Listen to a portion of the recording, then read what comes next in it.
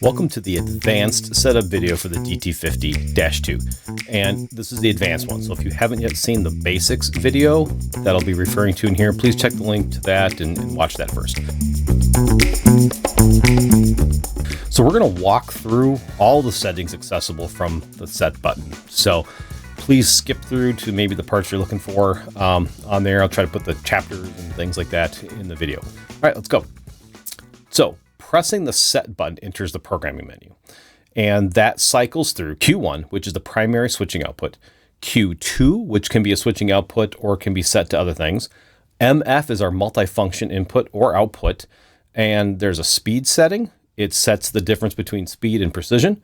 And there's some device information in here for settings, including the factory reset, which is important. And then there's an info section, firmware and hardware stuff. So before we dive in, let's reset this thing to factory defaults. So we're going to go into the device mode, hit set, and then go into reset. And that puts the sensor back into its out-of-the-box mode. And then let's take a look at Q1. So in Q1, the first thing to configure is the operating mode.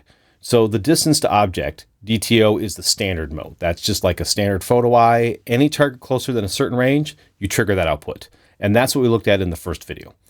The window mode is different. The output is on only within a certain section. So it's off close to the sensor, on, and then off again. So only on within a near and far set point. OBSB mode, the object between sensor and background. This turns any stable surface like a conveyor belt or a back rail or a tabletop into your reflector. You teach the background, and any object that is in that line of sight that blocks that background reflector is given an output then. It's detected. It's great for challenging detection applications. So let's go through the different modes. Q1, for teaching the switch point, you have two options. You have the push button teach. You point it at a target in space and you hit a button. There's also manual mode where you type in a specific distance directly. This is useful when you can't physically place a target in the exact spot and for presetting a sensor for later deployment and installation. Q2 can be configured as another switching output, so same style as Q1. It can be set to an analog output, 4 to 20 milliamp current driving output or 0 to 10 volt output. And it can also then be set as Q1 not. So it is a complement of Q1. So when one goes high, the other one goes low. It's good for some fail-safe monitoring. If you set Q2 to the 4 to 20 milliamp or the 0 to 10, then you teach it. So you can position your target where you want 4 milliamps and press set. Then move it to where you want a 20 milliamp output and press set. Now the sensor is scaled from 4 to 20 milliamps across that whole range, while at the same time, Q1 still continues at just a switching output independently. You can also manually enter the distance where you want the 4 and the 20 milliamp using that same method of going through the manual settings for distance. Now let's look at the wiring diagram that's nicely printed on the side of the device. Pin 1 is L+, that's your power. Pin 3 is marked as M, that's your ground, or your 0 volts. Pin 2 is Q1. Pin 4 is Q2, which could also be analog. Pin 5, which is the middle pin on the connector, usually also a gray wire, is the multifunction input. MF, this multifunction, can be configured as an external teach. So that way a PLC signal can trigger pin 5, and it's the same as like pushing the teach button. That way you can teach a range or an output in situation on the machine, but it also can be set up for laser off. So a signal to that pin 5 would then turn the laser off. Now you can set the logic. Do you want that to be active high or active low? Meaning when you want that multifunction function to function, do you give it 24 volts or is it always giving 24 volts and you drop it low when you want it to do something? So it's a kind of normally open, normally closed type situation. And then speed. This is pretty important. The speed controls how fast the sensor samples and responds.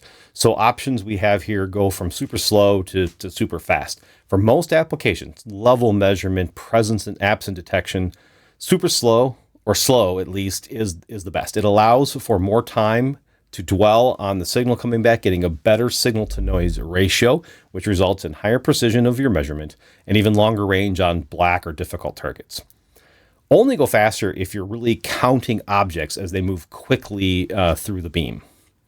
For if you want a deeper look at that, which I recommend if you're looking at doing measurements, check out the video on precision versus speed. And there's also one for the DT80 best speed settings. And then in device settings, there are a few more options that don't really directly affect the performance, but it can still be helpful. So we can go in and actually change a user level. There's easy and there's an advanced mode. Advanced mode unlocks a few additional features like shape and alarm. Then there's a keypad lock, prevents accidental changes or maybe not accidental changes in the field, and then turning the display on and off. So again, if there's no display on, it might discourage people from fiddling with and changing the sensor. And then there's a section here on no measurement behavior. So under device, when you were in advanced mode, what happens when we don't get any light back? So it loses its target, nothing comes back, it's out of range. Do you want it to hold for a certain number of samples so it maintains the last value for a certain number of readings, or clamp to the last value? So the last value you had, it just clamps and holds that indefinitely until another valid reading comes in. And then, as mentioned in the advanced menu, we have shape and alarm functions. Two more features that are unlocked. Shape, you can teach a contour or profile of an object as it's moving under the sensor. And then the sensor gives you an output when it matches other parts coming underneath the laser that match that profile. And then an alarm, that is used more often. So that can be used to set a signal strength threshold. So if the return signal, light coming back, drops to that certain point, let's say there's a dirty lens or a marginal target, it's difficult getting light back, the sensor can flag an alarm output, basically saying you might need to clean me or realign. That covers all the advanced settings of the DT50-2. Remember, you can go back and watch the basic settings and just a very unboxing how to set it up. Also, if you're using this over IO Link, check for a video on connecting the sensor to the SI Link box and using Suppression software. Then you can actually visualize and graph some of the distances and go in and make some of these teaching and changings. It doesn't really unlock anything too new. It's just a better, easier to use user interface. So thank you very much for being here, and see you next time.